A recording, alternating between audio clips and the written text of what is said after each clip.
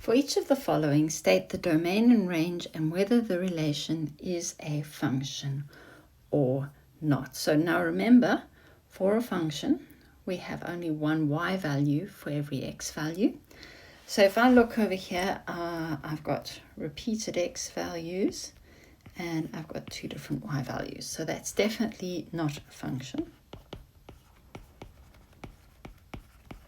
And then I also notice that what I have is discrete points, okay? So my domain is going to be whatever those values are for x. And I'm not going to repeat the 2, so it's just going to be 1, 2, and 5. And my range will be all my y values. So I have, and we usually start at the most negative, so -1, 0, 3, and 4.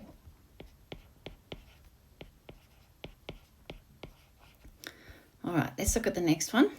This is a function in x and y, where y equals 4 minus x cubed. If I look at this part of it, it is telling me that that's a cubic function. We know that that is a function, okay?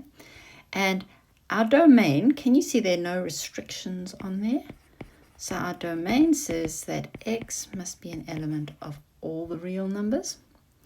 And our range, again, there's no restrictions on our y values, so y is also an element of all the real numbers. All right, if we have a look at this next graph, we all know that this is a parabola.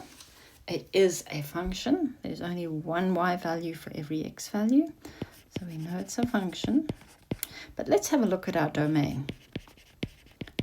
Well, my x values, this is going to carry on forever and ever and ever and get further and further that way.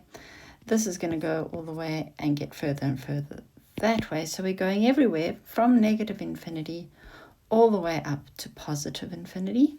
So there are two ways you could do this. You could either go x is an element of all the real numbers, or you could use your interval notation and go from negative infinity to positive infinity. Both are mathematically correct. Okay, now let's look at our range. This is interesting because there are no y values below my minimum turning point. So the only y values for which this function is going to be valid will be above my y equals -2. And it is including that point. So we can either say that y is greater than or equal to -2, or we can say it goes from -2 to positive infinity.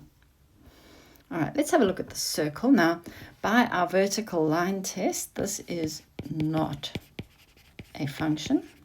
Okay, if I put a vertical line through here, it crosses more than once, so it's not a function.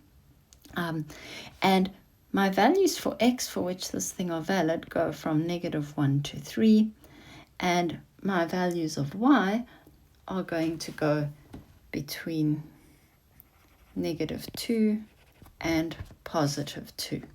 So my domain, the two ways you could write this, goes from -1, and we're including them, to 3, or you could have said -1, 3, and my range is going to go from -2 to +2, or you could have said -2, +2.